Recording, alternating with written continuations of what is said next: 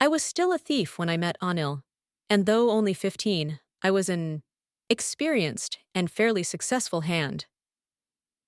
Anil was watching a wrestling match when I approached him. He was about 25, a tall, lean fellow, and he looked easygoing, kind, and simple enough for my purpose.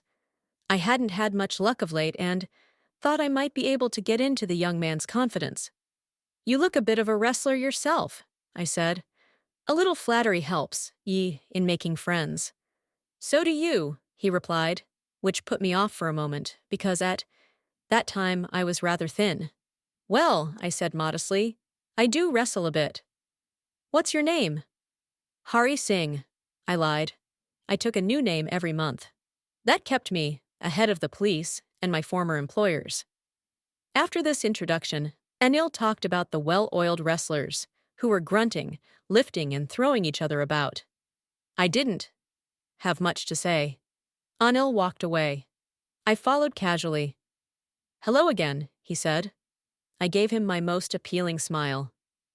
"I want to work for you," I said. "But I can't pay you." I thought that over for a minute. Perhaps I had misjudged my man. I asked, "Can you feed me?" "Can you cook?" "I can cook," I lied again. "If you can cook, then maybe I can feed you." He took me to his room over the Jumna sweet shop and told me I could sleep on their balcony, but the meal I cooked that night must have been terrible because Anil gave it to a stray dog and told me to be off. But I just hung around, smiling in my most appealing way, and he couldn't help laughing. Later, he patted me on the head and said, never mind, he'd teach me to cook. He also taught me to write my name and said he would soon teach me to write whole sentences and to add numbers. I was grateful. I knew that once I could write like an educated man there would be no limit to what I could achieve.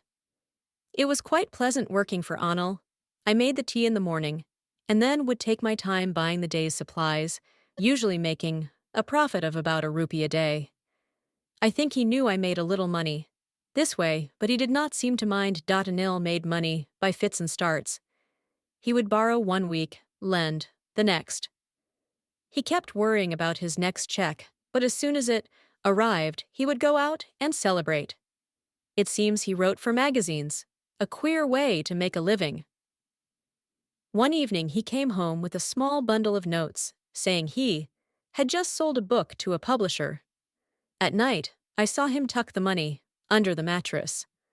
I had been working for Anil for almost a month, and apart from cheating on the shopping, had not done anything in my line of work. And he had every opportunity for doing so. Anil had given me a key to the door, and I could come and go as I pleased. He was the most trusting person I had ever met.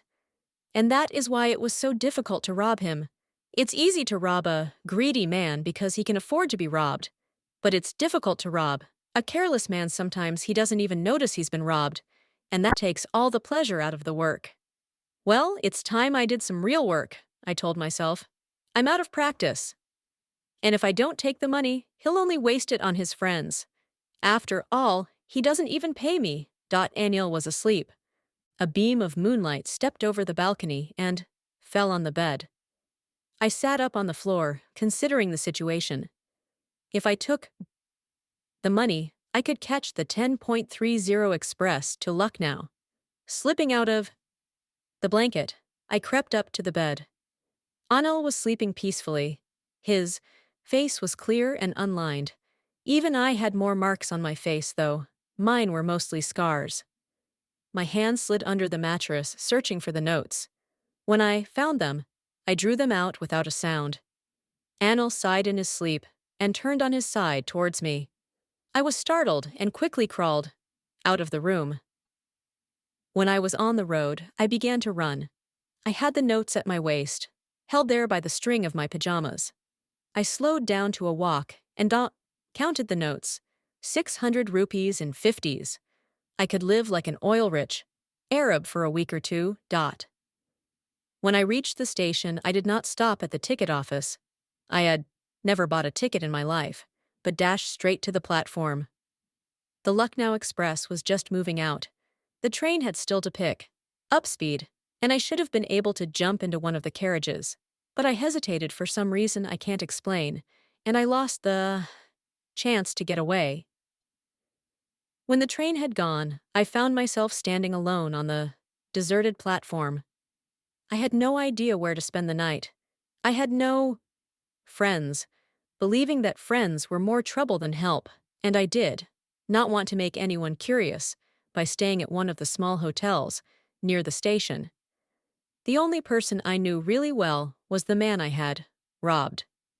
Leaving the station, I walked slowly through the bazaar. In my short career as a thief, I had made a study of men's faces when they had lost their goods. The greedy man showed fear, the rich man showed anger, the poor man showed acceptance. But I knew that Anil's face when he discovered the theft would show only a touch of sadness, not for the loss of money, but for the loss of trust. I found myself in the Maidan and sat down on a bench. The night was chilly, it was early November, and a light drizzle added to my discomfort. Soon it was raining quite heavily. My shirt and pajamas stuck to my skin, and a cold wind blew the rain across my face. Went back to the bazaar and sat down in the shelter of the clock tower. The clock showed midnight. I felt for the notes. They were damp and from the rain. Anil's money. In the morning, he would probably have given me 2 or 3 rupees to go to the cinema. But now I had it all. I couldn't cook his and meals, run to the bazaar, or learn to write whole sentences anymore.